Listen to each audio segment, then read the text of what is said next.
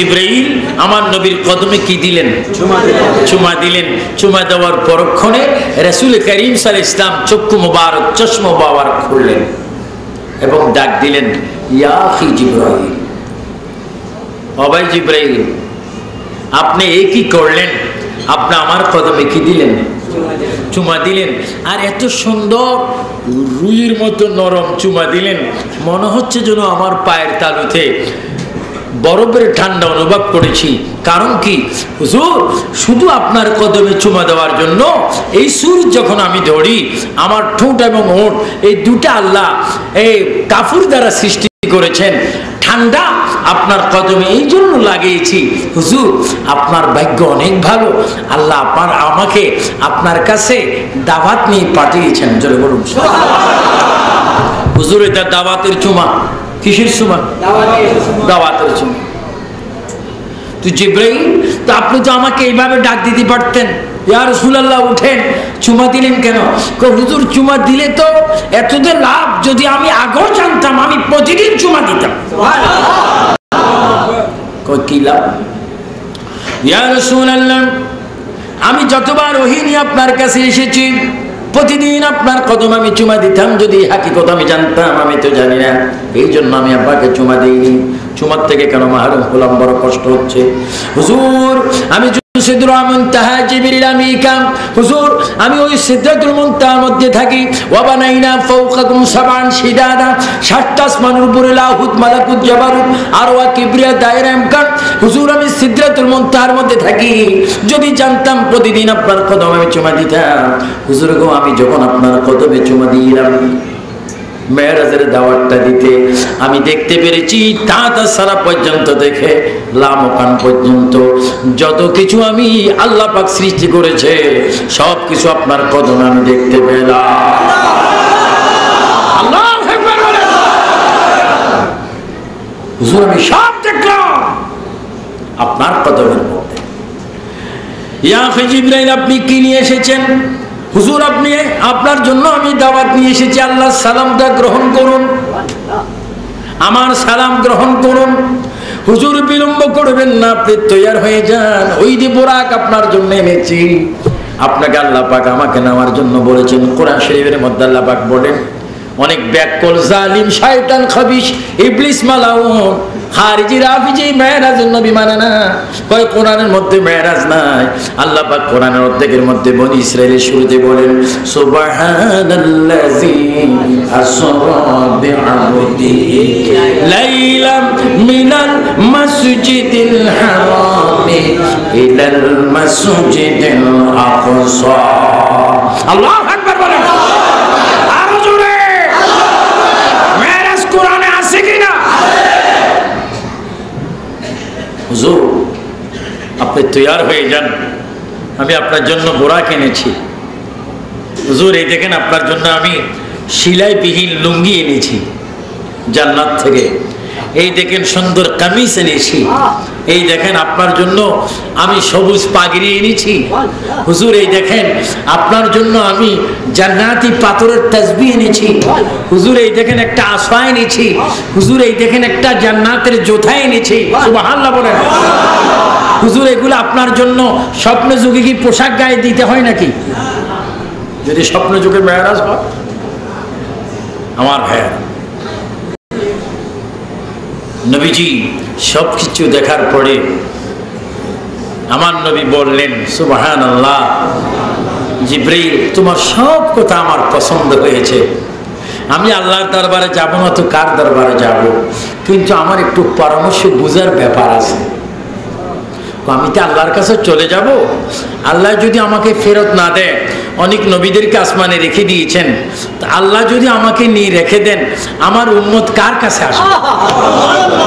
আগে আল্লাহ ওয়াদা করতে হবে আমাকে নিয়ে ফেরত দিবেন, এবং আল্লাহ ওয়াদা করতে হবে আমাকে মাটির মধ্যে আমার রওজা রাখবে। কিয়ামত পর্যন্ত আমার উম্মত এসে আমার কাছে দুঃখ বলবে, আমি তাদের দুঃখ শুনে শুনে তাদের জন্য সুপারিশ করে গুনাহ মাফ করাই দেব। আল্লাহু আকবার বলেন। নবী উম্মত চাই কিনা? আরো জন নবী উম্মত চাই কিনা? আমরা নবী চাই কিনা? আমাদের নবী কয়জন? মাটির না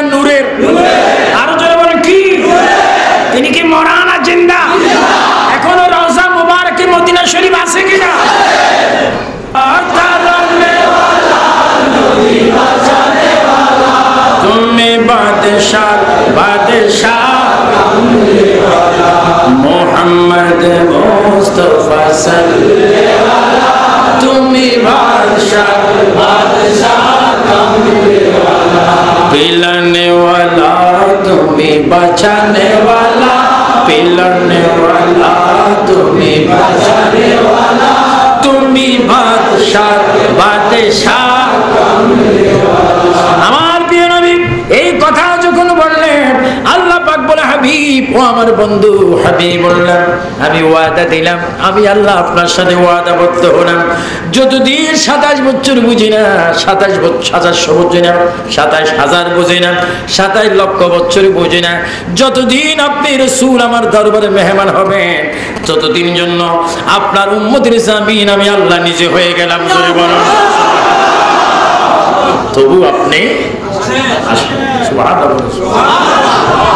রাসূল খুশি হলেন আল্লাহ আছেন তিনি পোশাক গায়ে দিলেন এই মেরাজের বর্ণনা দিতে গেলে তো আরেক মেরাজ আসবে আমার ভাইয়েরা রাসূল পোশাক গায়ে দিলেন রাসূল তো এমনি সুন্দর পোশাক আরো সুন্দর যিনি নিজেই সুন্দর পোশাক গায়ে দিয়েছেন আরো সুন্দর সুবহানাল্লাহ আমার প্রিয় নবী বরাকের উপরে উঠে জিব্রাইল আমিন ডানে মিকাইল ইসলাম বামে 70,000 ফেরেশতা কলমার উঁচুতে পতাকা নিয়ে রাসূলকে জুলুস সহকারে আল্লাহর দরবার রওনা হলেন রাসূল চলে গেলেন আল্লাহর দরবার গিয়ে সেখানে আল্লাহর ঘর ধরে তিনি বললেন লব্বাইক বলেন লব্বাইক আল্লাহুম্মা লব্বাইক লব্বাইকা লা শারীকা লাকা লব্বাইক ইন্নাল হামদা ওয়ান নি'মাতা লাকা ওয়াল মুলক লা শারীকা লাক আল্লাহ আমি তোমার দরবারে হাজির তোমার দরবারে আমি আল্লাহ আমি তোমার কাছে এসেছি আমি তোমার রাজামন্দি চাই এই কথা বলতে না বলতে হাতিমি কাবার ভিতর থেকে 70 জন নবী বাইর হয়ে গেলেন কারা কারা হজে গিয়েছেন হাত তোলেন হজে যারা গিয়েছেন বাবুল একটু ওনাদের হাতগুলো তোলো ওনারা কোথায় গিয়েছেন হজে গেছেন ও খানে কাবার দরজার এদিকে আসলে একটা রাউন্ড আছে না এই রাউন্ডের নাম হাতিমে কাবা এখন ওখানে 70 জন নবীর খবর আছে আমার নবী যে মুসা ইসলামের কবরে দাঁড়িয়েছেন এটার বাস্তব প্রমাণ আমি নিজেই দেখে এসেছি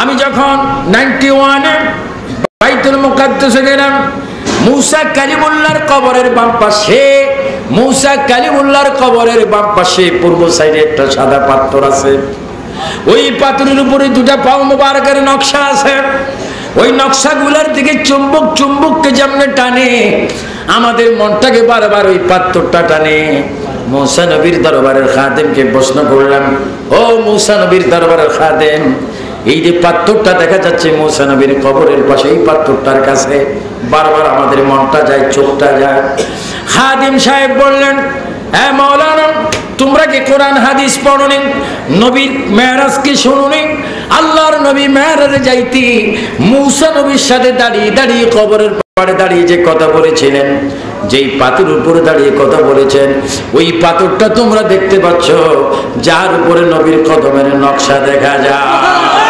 আল্লাহর সাথে কথা বললেন আল্লাহর প্রিয় নবী এবার বাইতুল মুকাদ্দাসে গেলেন আল্লাহর নবী দেখতে পেলেন तमाम আম্বিয়া کرام কিয়ামত নৌ ফলক মেরাজে ও আম্বিয়া ও আউলিয়া মুহতাজে রাসূল পাকের মেরাজের দিন সমস্ত নবীগণ আউলিয়া کرام যার দরবারে মুহতাজ ছিলেন যার পিছে পিছে যারা ভিক্ষা চেয়েছেন তিনি হচ্ছেন রহমাতুল আলামিন আমার নবী মসজিদে গেলেন আল্লাহ রাসূল বললেন জিবরাইল এখানে সমস্ত নবীগণ এসেছে সমস্ত ওলিদের রূহ এসেছে তুমি জিবরাইলকে আমি হুকুম দিলাম একটু তুমি আযান দাও আযানের সহিত জামাতের সহিত 2 রাকাত নামাজ পড়ো জোরে বলুন সুবহানাল্লাহ সমস্ত নবীগণ মুসল্লি হলেন মুক্তাদি হলেন আমার নবী ইমাম হলেন নবীর ইমামতির মধ্যে নামাজ পড়া হলো 2 রাকাত শেষ হলো এবার আল্লাহর প্রিয় নবী লিনুরিয়াহু মিন আয়াতিনা ইন্নাহু হুয়াস সামিউল বাসীর আল্লাহর নবী উদ্দেশ্যে প্রমাণ শুরু করলেন রাসূল পাক এবার একটা পাথরের মধ্যে পাড়া দিলেন ওই পাথরটা আমি নিজেই দেখে এসেছি ওই পাথরটা মানুষের মা কানলে মা মরলে ছেলে যেইভাবে মা মা করে কাঁদে, ওই পাথরটি ইয়া রাসূলুল্লাহ বলে বলে কাঁদতেছে। আল্লাহর নবী পাথরের গায়ে পা দিয়ে বোরাকের মধ্যে উঠতেছিলেন, পাথরটা মানুষের নিয়ে কাঁদতে লাগলেন, ইয়া রাসূলুল্লাহ, আল্লাহ পাক আমাকে সৃষ্টি করার পরে অদ্য পর্যন্ত কোন দুনিয়ার মানুষ আমার উপরে পা রাখতে পারেনি, এই প্রথম কদম আপনি আমার উপর রেখেছেন। হুজুর, আমি চাচ্ছি আল্লাহর দিদার আপনি রওনা হয়েছেন, যেই কদম যেই পাথরে লেগেছে দুনিয়ার কোনো মানুষ যেন ওই পাথরে পা দিতে না পারে, আপনি একটু আমাকে দোয়া করেন, আমি জমিন থেকে একটু শূন্যস্থান হয়ে যাই। এখনো সেই পাথর সৈন্যের উপরে আল্লাহু আকবার। আমার নবীর দোয়া কবুল হয় কি হয় না? এইভাবে আমার প্রিয় নবী প্রথম আসমানে গেলেন, তৃতীয় চতুর্থ পঞ্চম ষষ্ঠ গেলেন, সেইখানে গিয়ে মূসাকে দেখলেন। এবার সপ্তম আসমানে গেলেন, সেইখানে গিয়ে ইব্রাহিম ও খলিলুল্লাহকে দেখলেন, আদম আলাইহিস সালামকে দেখলেন, ইদ্রিস নবীকে দেখলেন। দেখার পরে আল্লাহর প্রিয় নবী বিশ্ব নবী বাইতুল মুকাদ্দাসের উপর থেকে সেখানে চলে গেলেন সপ্ত আসমানের মধ্যে। সেইখানে গিয়ে দেখলেন সামান্য কয়েকটা দাড়ি পাকা লম্বা লম্বা চুলওয়ালা একজন মানুষ দেখা যায়। আল্লাহর প্রিয় নবী যখন সামনে গেলেন, ইয়া জিবরাইল, ওই যে মানুষটা আমি দেখতে পাচ্ছি এত সুন্দর, ওই মানুষটাকে ইয়া রাসূলুল্লাহ, ওই মানুষটা হচ্ছে মুসলমান জাতির পিতা ইব্রাহিম ও খলিলুল্লাহ। জোরে বলো আমার প্রিয় নবী বলেন, ইয়া জিবরাইল, ওই মানুষটির সামনে কোটি কোটি কোটি কোটি শিশু বাচ্চা নারী পুরুষ আমি দেখতে পাচ্ছি, যারা কোরআন শরীফ পড়তেছে। এরা কারা? আমি একটু তাদেরকে চিনতে চাই। আল্লাহর প্রিয় নবীকে জিবরাইল বলেন, ইয়া রাসূলুল্লাহ, যারা শিশুবেলায় মার কোল থেকে এসে মাকে মা বলতে পারেনি, বাবাকে বাবা বলতে পারেনি, কচি বাচ্চা হয়ে তারা দুনিয়ার থেকে চলে এসেছেন। আল্লাহ পাক তাদেরকে ইব্রাহিমের কাছে কোরআন শরীফ শিক্ষা দিচ্ছেন। এরা হচ্ছে ওই ইতিম অসহায় বাচ্চাগুলা। জোরে বলুন। ওই বাচ্চাগুলা ইব্রাহিম আলাইহিস সালামকে প্রশ্ন করেন, ও ইব্রাহিম খলিলুল্লাহ, আজীবন যে আপনার কাছে আমরা কোরআন শরীফ পড়তেছি, কোনোদিন আপনি দাঁড়াননি, আজকে এই মানুষটাকে দেখে আপনি দাঁড়িয়ে গেলেন, ইনিকে? ইব্রাহিম খলিলুল্লাহ বলেন, ইনি হচ্ছেন ওই নবী, যে নবী না হলে আমি ইব্রাহিম হতাম না। ইনি আখেরি নবী, আল্লাহর দরবারে যাচ্ছে। ওই কচি কচি বাচ্চারা রূহ জগৎ থেকে মাকামে বাইতুল মুকাদ্দাসে সপ্তম আসমানে ছোট্ট ছোট্ট বাচ্চারা, ছোট ছোট মেয়েরা আমার নবীকে জড়াই ধরলেন, ইয়া রাসূলুল্লাহ, আপনি দুনিয়ার থেকে এসেছেন, আমার মায়ের কি খবর একটু বলেন, আমার বাবার কি খবর একটু বলেন। আমরা তো মাকে মা বলতে পারিনি, বাবাকে বাবা বলতে পারিনি। আল্লাহ রাসূল বলে, তোমার মা বাবা আমলের দ্বারা ভালো আছে অথবা খারাপ আছে। ওই বাচ্চাগুলো আপিল করলেন, ইয়া রাসূলুল্লাহ, আপনি নবীদের নবী, আপনার দোয়া কবুল হবে, আমরা একটু মা বাবার জন্য দোয়া করব, আপনি শুধু আমিন বলবেন। আপনি যদি আমিন বলেন আল্লাহ মাফ করে দিবে। কয় তোমরা দোয়া করো। সমস্ত ছেলেরা ওই জায়গার মধ্যে দোয়া করলেন, রব্বির হামহুমা কামা রব্বায়ানি সগীরা। এই দোয়াটা যখন করলেন, আমার নবী মেরাজের পথে বললেন আমিন। আল্লাহ ডাক দিয়ে বলে, বন্ধুরে, যতগুলা ছেলেরা মা বাবার জন্য দোয়া করেছে, আপনার আমিনের কারণে সকলের গুনাহ আমি মাফ করে দিলাম। আল্লাহু আকবার বলেন। আমার নবীর উসিলায় দোয়া কবুল হয় কি হয় না? আপনারা নবীর উসিলায় চান কিনা? আমার ভাইয়েরা, এইভাবে প্রিয় নবী আল্লাহর দরবারে গেলেন। আল্লাহর দরবারে গিয়ে আল্লাহ পাক প্রশ্ন করলেন, হে রাসূল, আপনি আমার জন্য কি এনেছেন? আল্লাহর হাবিব জবাব দিচ্ছেন, তাহিয়াতু লিল্লাহি ওয়াস সালাওয়াতু ওয়াত তাইয়্যিবাত। সুবহানাল্লাহ বলেন, সুবহানাল্লাহ।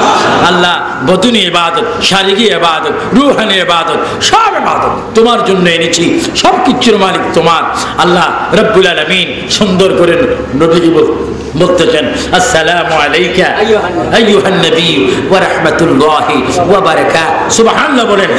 হে হাবিব, করুণা, কল্যাণ, দয়া, রহমত, নিয়ামত সব কিছু আমি আপনাকে দান করলাম। প্রিয় নবী, আল্লাহু আকবার। সেখানেও চেহারা মোবারক কালো করে আছেন। আবার আওয়াজ হচ্ছে, আসসালামু আলাইনা ওয়া আলা ইবাদিল্লাহিস সালিহিন। চিৎকার দিয়ে বলেন সুবহানাল্লাহ। সেখানেও আমাদেরকে সালিহিন মুত্তাকিনদেরকে স্মরণ করা হলো। তাহলে রাসূল যদি উম্মতকে চায়, উম্মত রাসূল চাই কি চাই না? সেখান থেকে রাসূল আমাদের জন্য এনেছেন আল্লাহর পক্ষ থেকে 50 ওয়াক্ত জোরে বলে কয়েক তো। রসুল আল্লাহ থেকে এসেছেন, আবার ষষ্ঠ আসমানে মূসার সাথে দেখা হলো। মূসা কালিমুল্লাহ বলে, হুজুর আপনাকে প্রথম দেখলাম কবরে, তারপরে দেখলাম মসজিদে, তারপরে ষষ্ঠ আসমানে, এবারও আপনি আসলেন। হুজুর আল্লাহ পাক আপনার জন্য আল্লাহর দরবারটা এত ফ্রি করে দিয়েছেন, যখন চান তখন যাইতে পারেন। বলেন আল্লাহ আপনার মাধ্যমে উম্মতের জন্য কি হাদিয়া দিয়েছেন? আমার আল্লাহ খুব ভালো, আমার আল্লাহ উম্মতের জন্য 50 ওয়াক্ত নামাজ দিয়েছেন। জোরে বলুন সুবহানাল্লাহ।